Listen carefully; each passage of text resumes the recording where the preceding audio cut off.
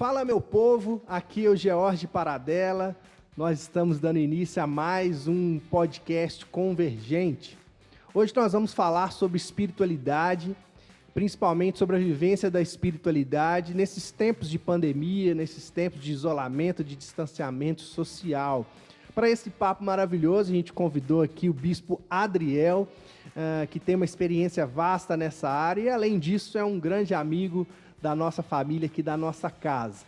Então se inscreva aí nos nossos canais, se inscreva em todas as nossas redes sociais e vamos convergir.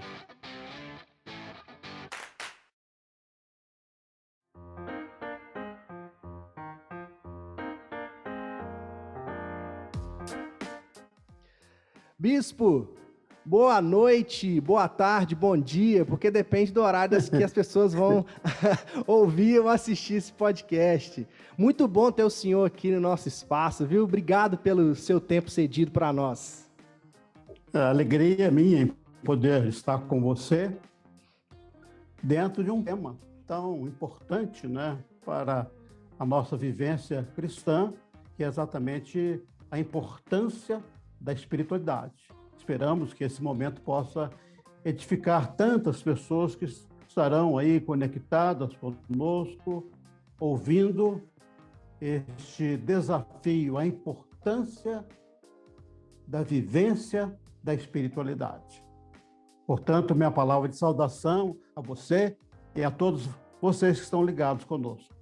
Maravilha demais. Bispo, eu já te conheço, o senhor é de casa, amigo da nossa família, mas eu queria que o senhor falasse um pouco sobre você, se apresentasse para esse novo público aqui, né? O senhor é muito conhecido, tanto dentro da igreja metodista, como também nas outras igrejas evangélicas, o senhor tem uma história vasta no campo evangélico brasileiro, mas fala um pouco sobre você e também um pouco sobre a sua conexão com esse tema, como que esse tema da espiritualidade, da vida devocional, toca o senhor, o seu ministério, a sua caminhada. Deixa aí uma palavra aí mesmo para se introduzir para as pessoas. Eu diria que eu sou criado no quintal da igreja. Minha família foi uma família muito dedicada na vivência pastoral, acolhendo pastores, lideranças e, portanto, a minha vida cristã, eu posso dizer que foi criado no lar evangélico. Eu não conheço uma outra experiência, a não ser a experiência do evangelho. Às vezes eu ouço muita gente dizer o seguinte: olha, eu tive uma experiência maravilhosa com Deus, saí das drogas, da prostituição. Eu nunca tive essa experiência. É claro que essa experiência de uma pessoa que passara pela prostituição, pelo mundo das drogas, é uma experiência extraordinária. Mas eu considero a minha experiência maravilhosa. Eu não precisei ir no mundo da desgraça para conhecer Cristo. Eu conheci Cristo no dia a dia, na vida da igreja. E, num determinado momento, eu senti a graça de Deus me alcançando. E eu tive a oportunidade de declarar o senhorio de Deus e confessar que Jesus Cristo é Senhor da minha vida, da sociedade e do mundo. Portanto, a minha experiência é uma experiência na vida cristã. Fui criado num lar evangélico. Meu pai dizia algo assim muito importante para mim, um homem semi-analfabeto. Ele dizia: meu filho, o evangelho cria, educa e salva. E é exatamente nessa tríade que eu tenho vivido, que o evangelho ele cria o novo mundo, o novo ser humano, ele salva a pessoa, coloca na pessoa dignidade, mas também o evangelho coloca em nós a dignidade do poder de Deus em Cristo Jesus. Portanto, o evangelho cria, ele educa e ele salva. E dentro dessa experiência da vivência cristã, um determinado dia, né, ainda no patamar da minha adolescência, eu fui chamado para o ministério pastoral. E o ministério pastoral realmente foi o grande alvo da minha existência, servir a Deus com Sim. alegria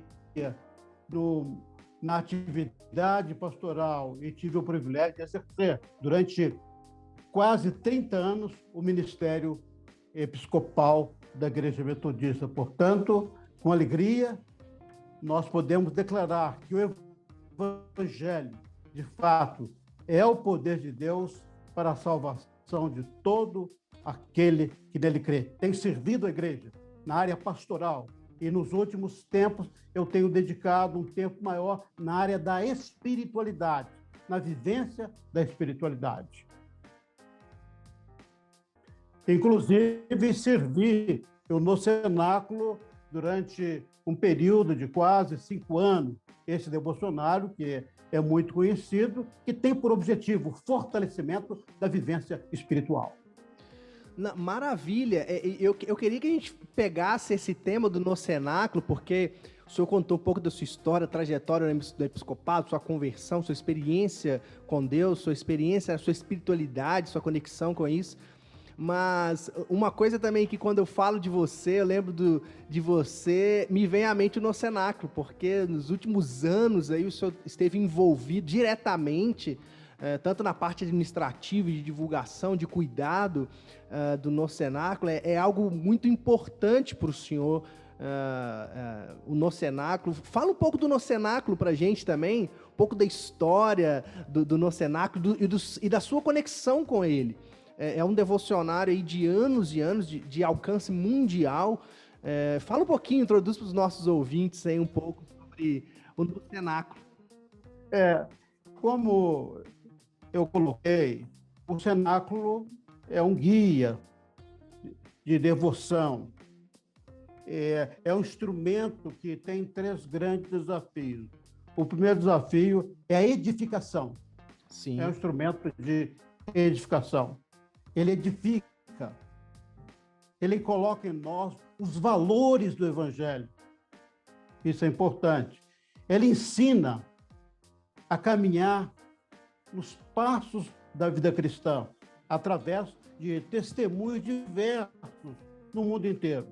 E esses testemunhos podem ser aplicados na nossa vivência do dia a dia. Ou seja, os movimentos da vida são importantes através dos testemunhos que nós encontramos nas páginas do cenáculo. Portanto, o cenáculo, ele edifica, mas também o cenáculo ele é um instrumento de evangelização. Ele evangeliza, porque ele leva a boa nova do Evangelho para tantas pessoas, na cidade,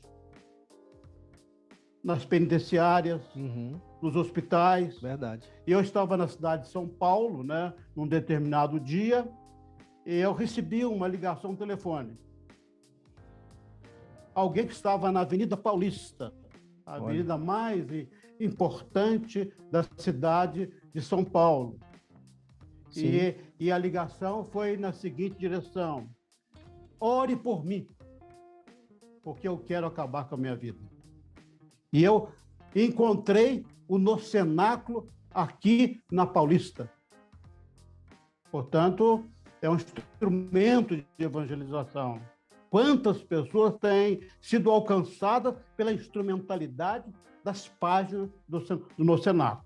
Mas também o cenáculo é um instrumento de discipulado. Sim.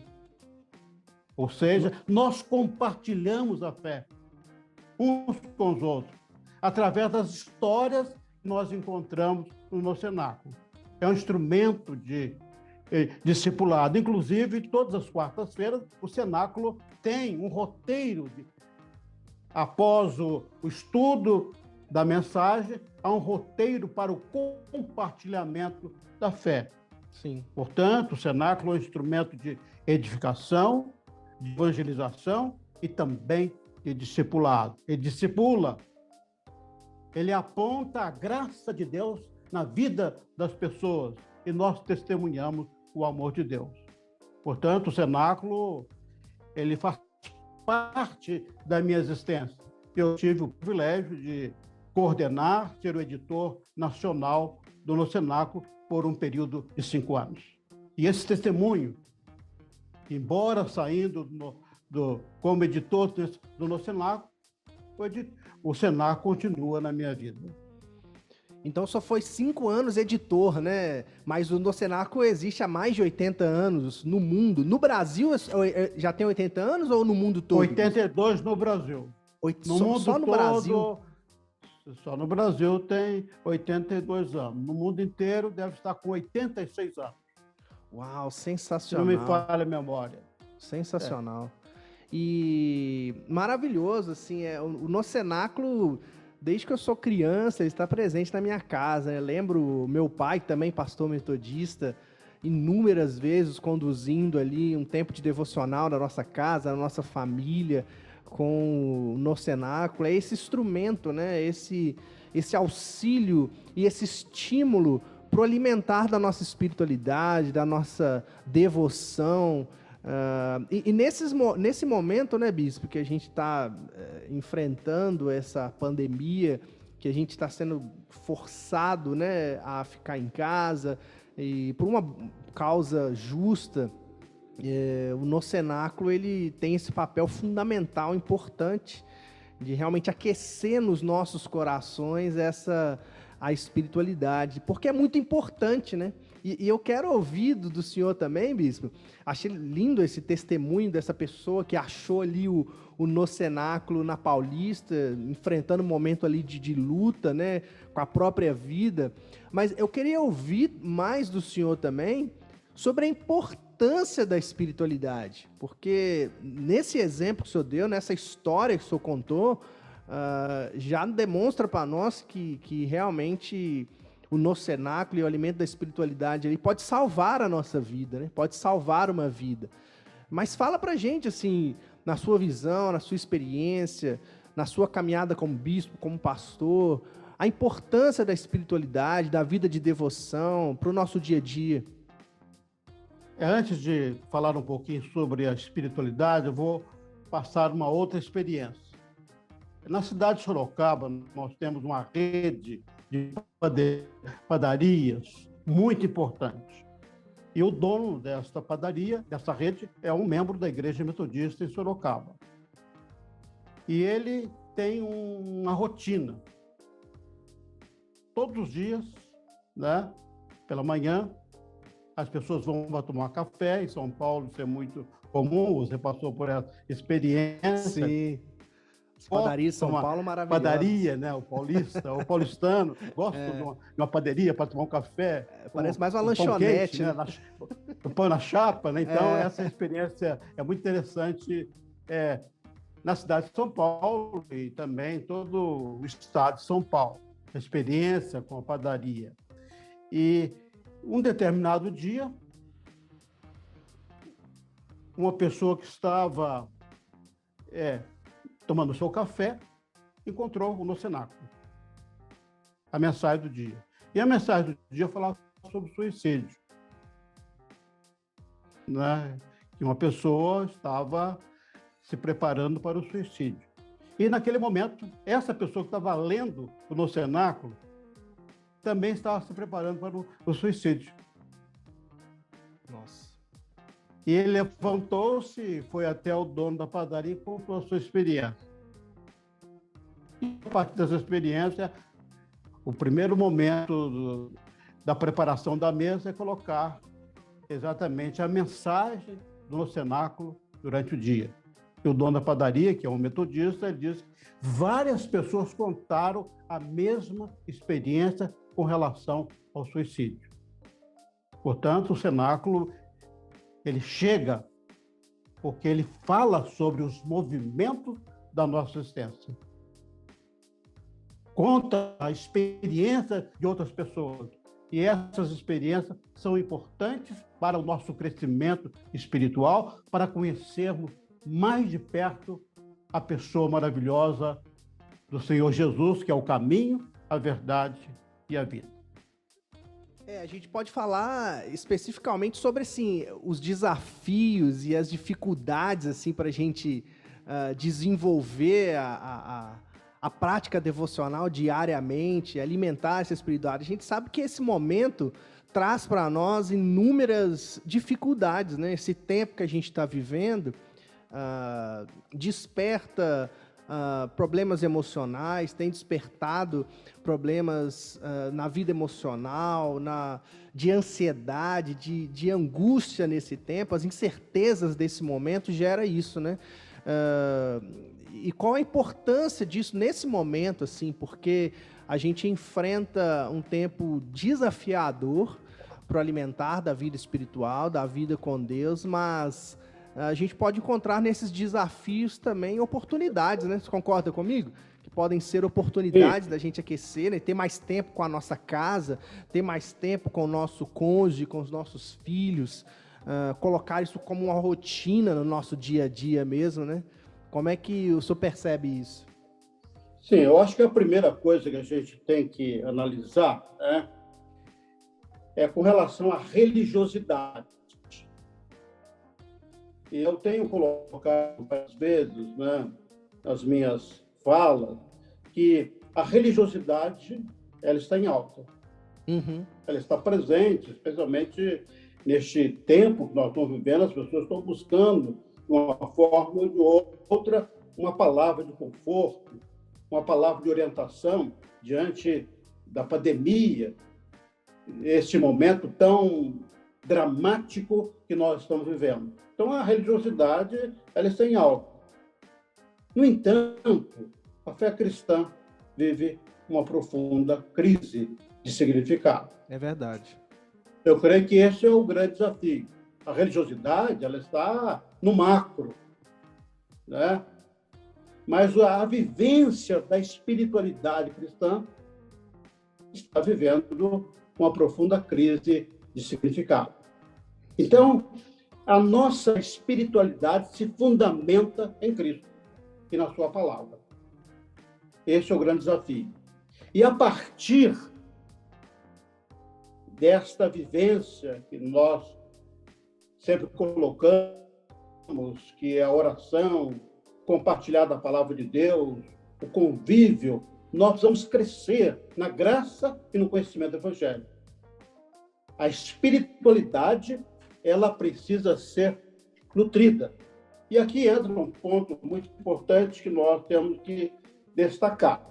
Nós vivemos um período difícil com relação ao isolamento social. No entanto, o isolamento social não retirou de nós os desafios da sociedade pós-moderna. É verdade. Os valores da sociedade pós-moderna. Por exemplo, né, nós vemos um tempo de muito cansaço físico e agora muito mais à luz da pandemia, da Covid-19, um cansaço emocional, um cansaço espiritual e também um cansaço relacional. Então, Sim. esse cenário precisa ser bem trabalhado. E aí nós temos alguns eixos lamentáveis da sociedade pós-moderna. O imediatismo, Isso. o estrelismo, a competição, a indiferença, É verdade. o ativismo, o descartável, a privacidade, o consumismo. Portanto, este momento de distanciamento social, esse momento que nós recolhemos para dentro dos nossos lares, estes elementos, eles estão presentes dentro da nossa sociedade, trazendo grandes desgastes para a vivência do dia a dia. Eu creio que a espiritualidade cristã, ela coloca em nós algo muito importante. Ela coloca valores. Por isso o apóstolo Paulo coloca lá no capítulo 12 de Romanos, precisamos de um processo de transformação. Transformai pela renovação da vossa mente. E aí nós precisamos experimentar a grandeza, a graça e a leveza do Evangelho de Cristo Jesus. A espiritualidade cristã precisa ser vivenciada. E ela é vivenciada a partir dos valores do Reino de Deus. Esse é um grande desafio. É verdade. E certamente, né, a experiência do recolhimento dentro de casa ele poderá ser extremamente frutífero. Quando nós temos o fundamento que é Cristo. Mas também pode ser uma experiência de extremo desgaste para aquelas pessoas que não conhecem o poder transformador do Evangelho. Como bons metodistas, né, a gente tem que encontrar o equilíbrio, né, bispo? Esse equilíbrio é muito importante, né? Exato. Nesse momento que eu sempre digo que nós precisamos reaprender a viver no contexto da pandemia. Sim. É um grande desafio redesenhar este momento que nós estamos vivendo. E adaptar a nossa vivência de fé nessa sociedade pós-moderna, líquida, né? E ainda mais nesse contexto da pandemia. A pandemia vai passar, mas como nós vamos passar por isso, né? Acho que essa é uma pergunta relevante para a gente fazer. Como nós, discípulos do Senhor Jesus, vamos passar e manter a nossa espiritualidade, né? Não deixar que esse tempo esfrie a nossa espiritualidade. Esses desafios, os contextos, a gente sabe que podem ser barreiras nesse momento, mas a gente pode encontrar esse equilíbrio de enxergar no desafio uma oportunidade para aquecer a nossa espiritualidade e não deixar, como o senhor falou, os valores da sociedade sobrepor os valores do evangelho em nós, né? E dentro deste cenário, né, eu diria, de uma sociedade descartável, né? O ser humano hoje, lamentavelmente, é descartável. Uma crise que nós vivemos, que a pandemia ela não resolveu esse problema, né? Nesse recolhimento para dentro dos nossos lares, né? O ativismo está presente hoje de forma tremenda. E eu gosto muito de uma expressão de Ricardo Barbosa, que me ajuda muito quando eu estudo a questão da espiritualidade. Ele diz o seguinte: o ativismo não é outra coisa senão a máscara que cobre o vazio relacional. Olha que interessante. Interessante demais. Não é outra coisa senão a máscara que cobre o vazio relacional. E talvez a grande crise hoje que não é tão fácil esse ativismo dentro de quatro paredes. Sim. Né? Sim. Mas o ativismo ele cobre o vazio relacional. Isso é interessante demais. As atividades para encobrir esse vazio relacional. E ele coloca mais alguma coisa dizendo o relacionamento pessoal e íntimo com Deus é o assunto mais elementar e, ao mesmo tempo, o mais profundo e misterioso da nossa vida espiritual. Parece ser algo simples, mas ele é profundo. Profundo. Esse relacionamento com Deus, esse relacionamento que faz diferença e administra os nossos ativismos. Maravilhoso, né, bispo? Assim, observar e perceber realmente o ativismo como um retrato, um rosto desse vazio das relações, porque é aquilo, né?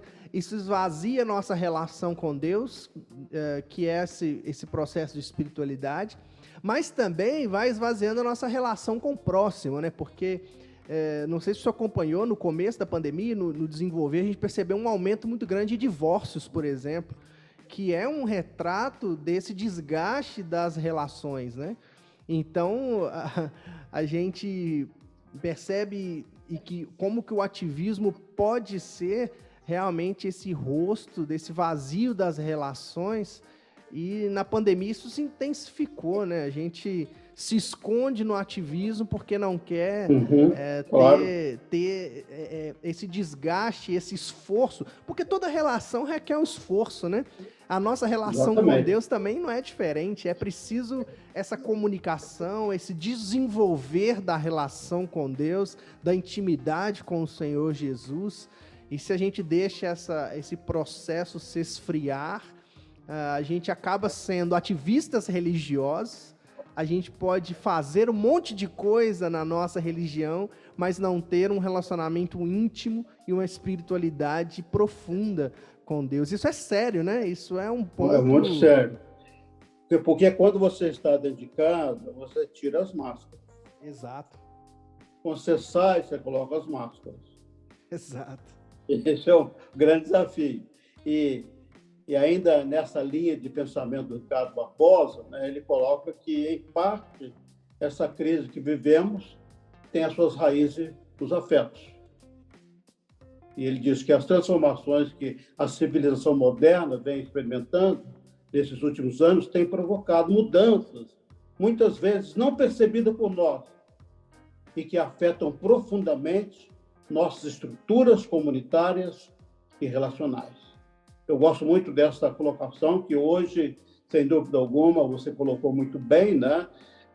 Nós vivemos uma crise, e essa crise nos afeta. A afetividade, né? Ela é muito importante nos nossos relacionamentos. A crise relacional está presente, mas ela passa pelos afetos. Sim. E eu concordo com você que, nesse momento de pandemia, né, nós precisamos tirar lições espirituais para a vida do discipulado, para a igreja. E nós precisamos fortalecer os afetos. Eu tenho colocado, pastor, que dentro dessa crise que nós estamos vivendo hoje, com relação à pandemia, né, esse momento que a gente quer entender melhor, estamos aí no dia a dia percebendo tantas mortes pertinho da gente. É verdade. Anteriormente as mortes estavam longe, hoje estão dentro dos nossos quintais. É verdade, infelizmente. Estão percebendo aí pessoas falecendo, inclusive dentro do Ministério Pastoral, pastores, né? Exato. Lideranças que estão falecendo em função da infecção da Covid-19. Triste demais. Então, é um grande desafio hoje a gente reavaliar a nossa caminhada pastoral.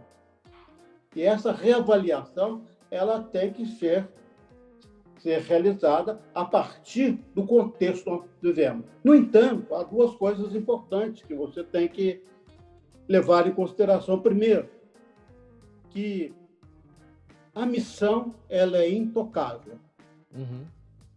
A missão não muda. Sim.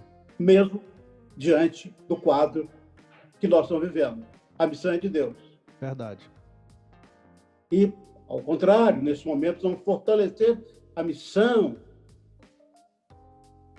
eu diria, o projeto do Reino de Deus. Mas a forma de realizar a missão muda. O operacional, agora, ele tem novos desdobramentos. Sim. E nós vamos ter muita sensibilidade, as igrejas hoje, o Ministério Pastoral, para que todos nós possamos reavaliar o operacional da missão e fortalecer a missão. Eu falo que é um tempo principal do projeto de Jesus Cristo. Eu falo que é um tempo de ressignificação, né, bispo? Assim, como pastor, nesse tempo é um tempo de ressignificação mesmo, né? Da gente ressignificar a forma que a gente desenvolve as coisas. Como o senhor disse, a missão é uma só, sempre foi e será a mesma. A missão é de Deus, né? Mas a forma que a gente manifesta ali, a gente precisa realmente de uma nova percepção, de novo olhar, porque os tempos clamam, né? A situação nos coloca novos desafios, novas barreiras a vencer. E nós, como pastores, como discípulos do Senhor Jesus, temos que encontrar caminhos mesmo para que a gente não deixe essas crises de afeto, esse ativismo, abafar a nossa espiritualidade, a nossa relação com Deus. É um perigo muito grande a gente cair nessa religiosidade de fazer e esquecer da contemplação, esquecer da conexão com Deus, né? A gente está aqui, né, conectado, mas e a gente possivelmente dentro de casa fica mais conectado, e uma coisa que eu particularmente tenho pensado, assim, é a importância da gente se desligar um pouco, a gente se desconectar das redes para ter um tempo ali íntimo com Deus. E o tempo pós-moderno de ativismo é tão intenso que muitas vezes, Bispo, não sei se você percebe isso, esse tempo nos culpa quando paramos. Parar para a contemplação, parar para a devoção, muitas vezes para a sociedade capitalista e ativista, é sinal de culpa. Não, você não pode parar, você tem que continuar acelerado, acelerar a vida. Mas talvez nesse momento é um tempo de realmente desacelerar, né? É um tempo que a gente precisa parar, refletir mais, sentar à mesa com a família, sentar à mesa com o seu esposo, com seus filhos, para alimentar a fé, para alimentar a espiritualidade, a devoção. E isso eu vou além, viu, Bispo? Eu vou até porque esse podcast pode alcançar também aqueles e aquelas que não têm a mesma experiência com Cristo que nós temos. Mas também você pode, nesse tempo, alimentar a sua espiritualidade, a sua devoção, esse tempo de conexão com a sua família, com o seu lar, é importante demais. Está para além de um elemento religioso, né? A fé está para além dos limites da religião, né? Isso é muito importante. E você comentando sobre a questão da fé, nós estamos comentando a importância nesse tempo de pandemia, você trabalhar a questão dos afetos, a grande crise da sociedade pós-moderna, a questão relacional que passa pelos afetos. E nessa direção também uma pessoa que eu gosto muito, né, de ler e de ouvir, o Osmar Ludovico, que também trabalha muito a questão da religiosidade. Excelente. Ele diz o seguinte: Deus está mais perto dos nossos afetos do que das nossas explicações teológicas. Maravilhoso. Lindo isso. Deus está mais perto dos nossos afetos, Ele está mais perto do nosso afeto. E, às vezes, nós queremos explicar a vida com muitas colocações teológicas. É verdade, é verdade. E esse é um ponto que eu acho muito importante, né? Demais, demais. Porque quando você analisa o ministério de Cristo, você tem o ministério da sua humanidade. Com certeza. Nós estamos aí num tempo que nós chamamos de Quaresma, quando estamos recordando a vida, o ministério do Senhor Jesus, né? Sua morte, depois da sua ressurreição, né? Um novo momento no calendário cristão. Nós vamos analisar os afetos de Cristo, com Cristo presente. Mais Sim. presente no dia a dia do que dentro do templo. É verdade. Ele muda o eixo. É verdade. E a sua vivência é uma vivência relacional junto às pessoas carentes, vendo ele as multidões, compadeceu-se delas porque estavam aflitas e exaustas, como ovelhas que não têm pastor. Deus está mais perto dos nossos afetos. Esse é o ponto muito importante. Eu achei lindo. Muitas vezes queremos explicar. É. Mas temos que explicar o Evangelho a partir dos afetos de Cristo Jesus. Isso é tão importante, assim, eu sempre conecto assim com o elemento da experiência. A gente percebe, por exemplo, na dinâmica do quadrilátero wesleyano, por exemplo, o elemento da experiência ali, né? A gente teve alguns podcasts aqui sobre teologia wesleyana, a gente falou sobre o quadrilátero wesleyano, que leva o elemento da experiência, e é uma característica importante do movimento wesleyano, essa dinâmica da experiência. E é isso, muitas vezes a gente não deve se desgastar nas explicações racionais, mas buscar novas experiências. E espiritualidade tem a ver com experiência, com a sua experiência com Deus, com a sua conexão, com a sua experiência mística ali mesmo com Deus. E isso é fundamental. Isso é do humano. É do humano, né? Como o senhor falou, não está preso nos templos. Nesse momento da pandemia, a gente está inibido de estar no templo, nesses 15 dias que nós estamos aqui desse lockdown em Minas Gerais, por exemplo, em alguns outros estados.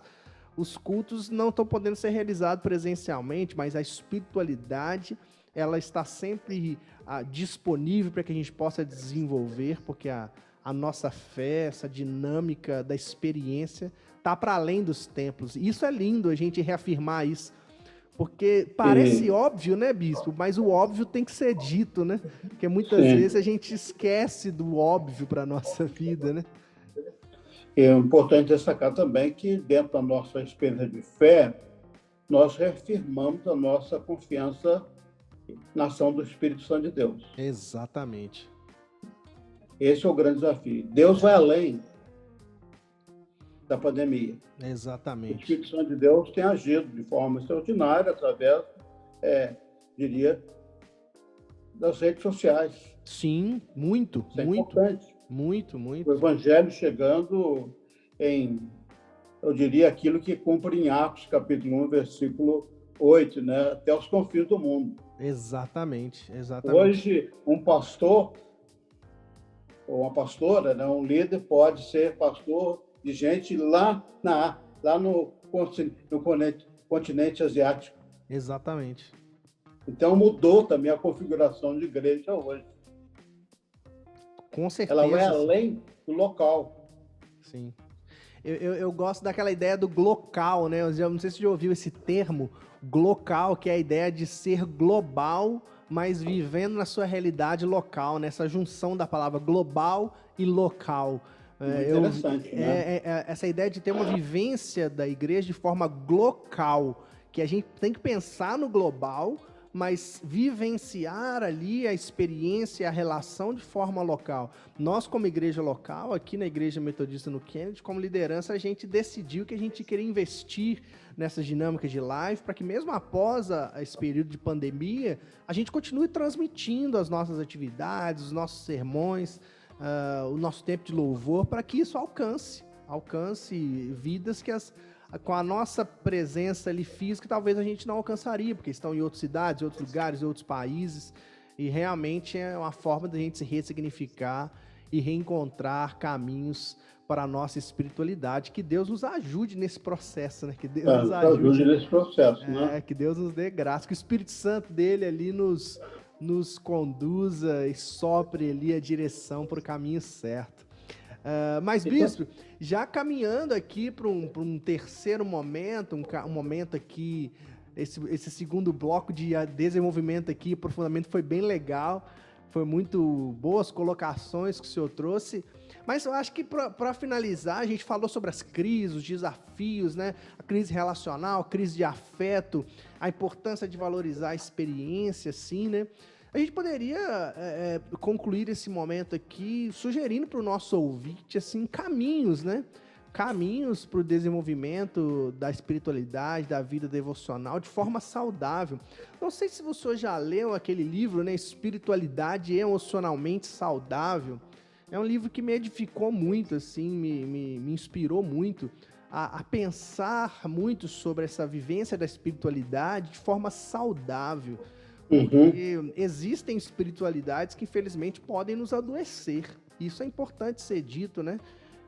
Uma espiritualidade que não é desenvolvida de forma saudável, de forma, no nosso contexto cristão bíblico, ela pode adoecer, né? Infelizmente, como pastor, e o senhor, talvez como bispo, já lidou com isso, né? Com experiências espirituais que adoecem pessoas, geram traumas, geram desgastes, mas aqui a gente quer propor mesmo esse caminho saudável, né? Além ali do cenáculo, que pode ser esse auxílio para esse ouvinte, você pode fazer uma assinatura, você pode ter esse material, a Bíblia do cenáculo, que foi um instrumento muito, muito lindo que eu tenho, né? Que é a Bíblia ali junto com os devocionais, você pode ter esses materiais, mas o que mais a gente poderia sugerir aí para esse desenvolvimento de uma espiritualidade saudável?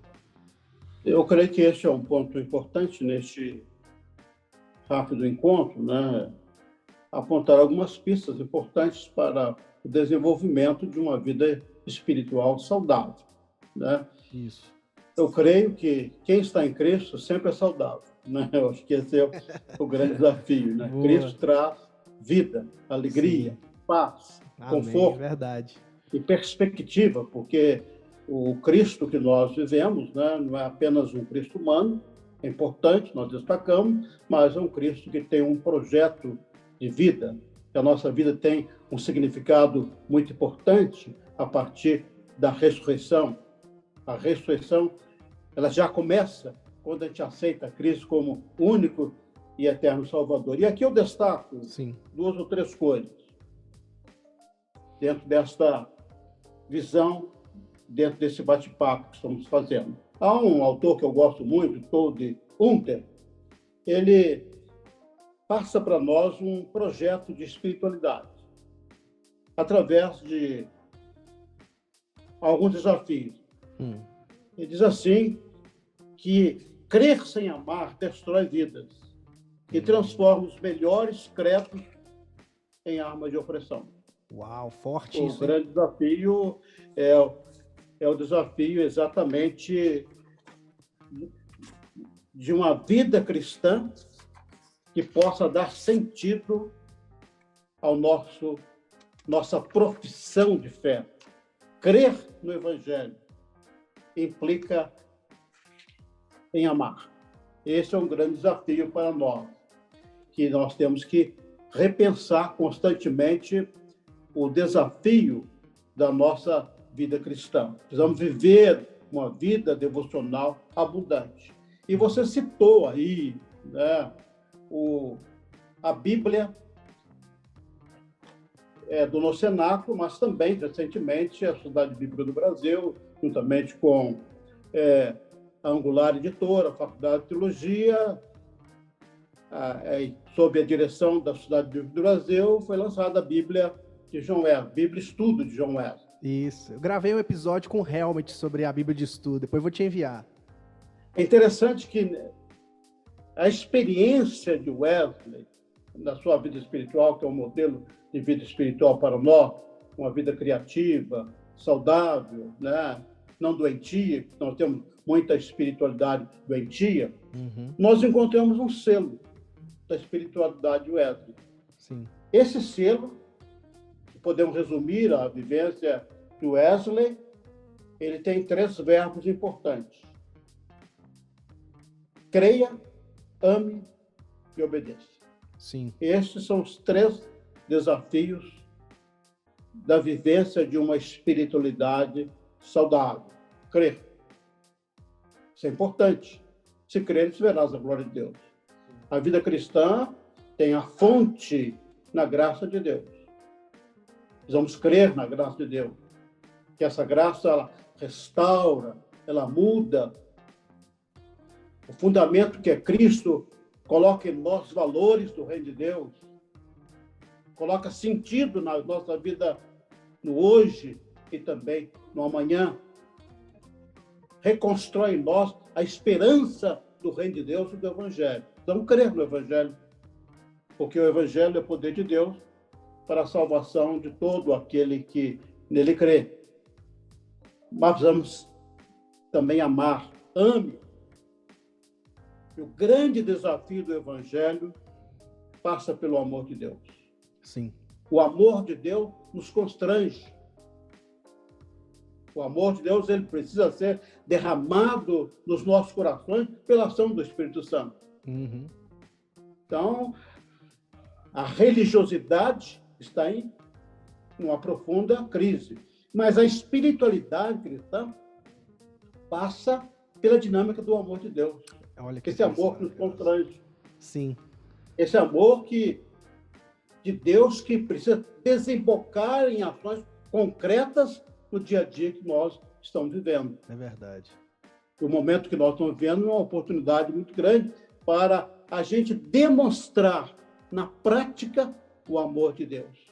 Há muita gente precisando de pão, precisando da água, precisando da vestimenta, mas muita gente precisando também do amor, do pão da vida que é Cristo Jesus, o pão do relacionamento, o pão da amizade, o pão da compaixão, o pão da fraternidade e da solidariedade. É verdade. Portanto, dentro da visão wesleyana, né, da nossa espiritualidade, sinceridade, que nós vamos viver o verbo crer. Creia. Um crer que possa desembocar no amor.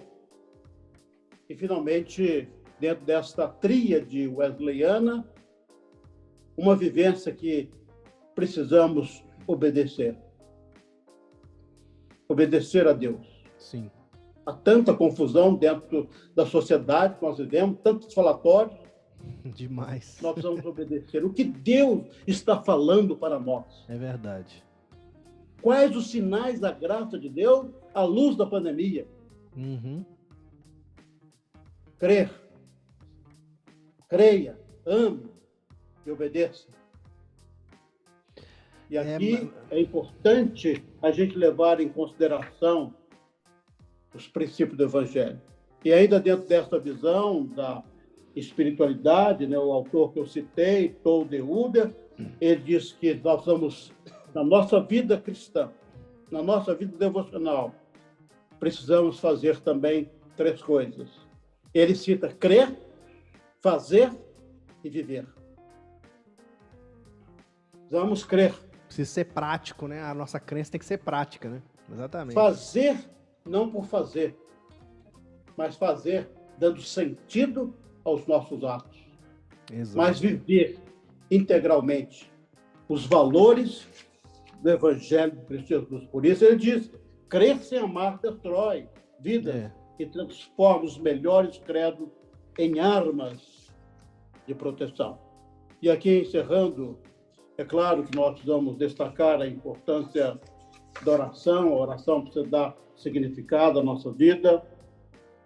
E um autor, Douglas Steri, ele diz o seguinte, viver a vida de oração significa sair da minha letargia, despertar para a corrente de comunhão, direção, cura, clareza e transformação do Espírito Santo de Deus em que estou imerso ou imersa.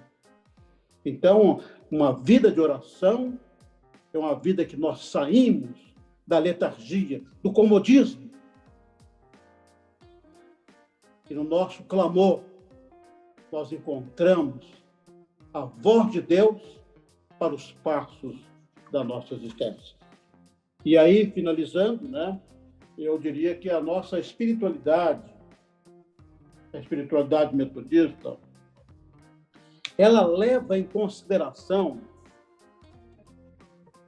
eu diria, as 3 regras importantes estabelecidas por John Wesley. Quando ele disse, não cause danos. Isso é importante. Não cause nenhum dano, evitando todo tipo de mal. E hoje o que nós temos presente na sociedade são os danos. Exato. Através do nosso testemunho, através do nosso julgamento. Então, nós temos uma situação extremamente delicada. Demais. Até demais. mesmo com relação à natureza, nós estamos causando dano. Muito. Os danos dos nossos relacionamentos, das nossas palavras. E o Wesley diz que a nossa espiritualidade não pode causar dano. Nossa, forte E demais. ele diz, faça o bem. Isso é muito importante. Fazendo bem, sendo misericordioso de todas as formas, de acordo com a sua capacidade, quando tiverem oportunidade, fazendo bem de toda espécie possível e tanto quanto possível a todos. Então, fazer o bem, nós temos que fazer a todas as pessoas e não o nosso pequeno grupo. Exatamente. O desafio da nossa espiritualidade, ele é amplo. Muito. Ao Senhor pertence a terra e tudo que nela se contém. Então, precisamos fazer o bem. Esse é o desafio da fé cristã. Uhum. E, finalmente, ele diz, permaneça no amor de Deus. Observando todas as ordenanças de Deus. Esse é o grande desafio. Não causar danos, fazer o bem e permanecer do amor de Deus. Quando nós permanecemos do amor de Deus, o resultado é o melhor possível. Uhum. Porque no trono de Deus nós temos amor. temos graça, temos misericórdia, temos Jesus, temos a salvação, temos a cura para o corpo e para a alma, porque Cristo é o caminho, Ele traz para nós vida e vida em abundância. Maravilhoso. Então, pastor, aí algumas colocações para a gente pensar, sensacional. refletir.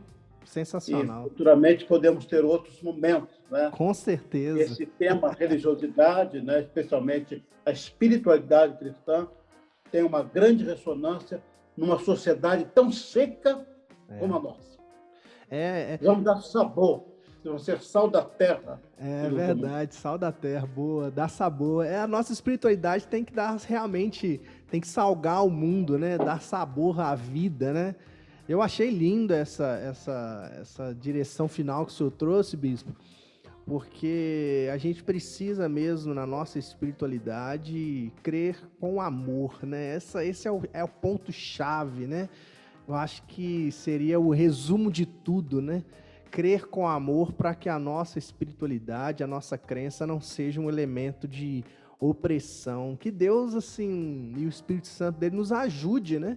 A caminhar essa espiritualidade nessa direção, para que realmente a gente possa trazer sabor à vida, principalmente nesse momento de pandemia. Talvez alguns dos nossos ouvintes, bispo, podem ouvir isso daqui a anos e anos, né? Já vamos ter passado por tudo isso, novos desafios, mas a espiritualidade com amor será sempre relevante e fundamental para a nossa vida, né? Sempre será um elemento necessário, um elemento que fundamenta realmente a nossa caminhada com Deus. Crer e manifestar a nossa espiritualidade com amor, para que isso não se torne um instrumento de opressão. Bispo, se deixasse aqui, a gente ficaria mais 2 horas conversando aqui, porque eu fico muito feliz em te ouvir, eu fui muito edificado aqui só de ouvir o senhor falar, e a gente percebe que o senhor ainda tem aquela chama pastoral, né? Que o senhor fala, parece que o senhor está pregando mesmo, né? É bondade, né? Estamos aí. Exatamente. Hoje a tarefa nossa é exatamente pastorear. Né? Exato. Deus, né?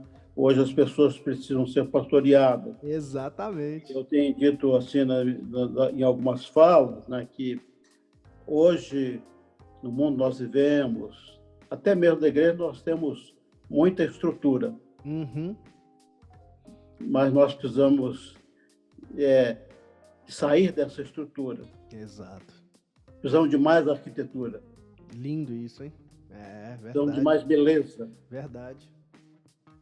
A estrutura pode ajudar, mas uma estrutura sem arquitetura não tem significado. Ela é dura. Verdade. E o pastoreio tem esse desafio. Tem a estrutura, né? Que ela é importante na nossa vivência, mas nós precisamos de mais arquitetura. Mas beleza, que a beleza de Cristo se veja em mim. Esse é o grande desafio. Maravilhoso. Eu vou finalizar com essa frase sua, tá, bispo? Porque eu adorei isso, viu? Precisamos de mais arquitetura e menos estrutura na nossa caminhada pastoral e vivência com Deus. Bispo, gratidão pelo seu tempo. Fechamos com chave de ouro com essa última fala sua. Só gratidão mesmo pela sua vida. O senhor, pessoalmente, é uma inspiração para mim. Edifica muito a minha vida te ouvir, poder ter a sua amizade. Espero logo essa situação passar para que a gente possa se encontrar presencialmente novamente, para aquele café, para a gente estar junto. Mas que Deus abençoe muito a sua vida, seu ministério, sua casa, sua família. E deixa uma palavra final aí para os nossos ouvintes de agradecimento. Sim, a minha palavra é de gratidão por essa oportunidade, né? Eu creio que a nossa palavra é uma palavra de esperança. Isso. Quem está em Cristo vive a experiência do Reino de Deus. E quando nós estamos em Cristo, nós contemplamos o novo céu e a nova terra. Eu acho que esse é o desafio. Vivemos momentos difíceis, muito difíceis, que jamais eu poderia imaginar. É verdade. Este mês completa 1 ano sem ir à igreja fisicamente. A última vez que preguei foi ano passado, parece no dia 18, na Catedral de Piracicaba. De lá para cá, nós estamos dentro de 4 paredes, com muita dificuldade com relação ao deslocamento. Mas Deus está presente. Amém. Esperamos que Deus possa realizar a obra que Ele tem através da vida e da missão da igreja enquanto corpo de Cristo. Que Deus possa abençoar a todas as pessoas que estão conectadas conosco. E que o seu ministério, pastor, seja um ministério profundo, comprometido com os ideais de Jesus Cristo, que veio para servir e oferecer vida e vida em abundância. Amém. Amém, Bispo. Obrigado e obrigado você que ouviu mais esse episódio até aqui do Convergente Podcast. Se essa conversa te edificou, fez sentido para você, não esquece de compartilhar e enviar para aquele amigo e aquele amigo. Um abraço forte, gente, e vamos convergir.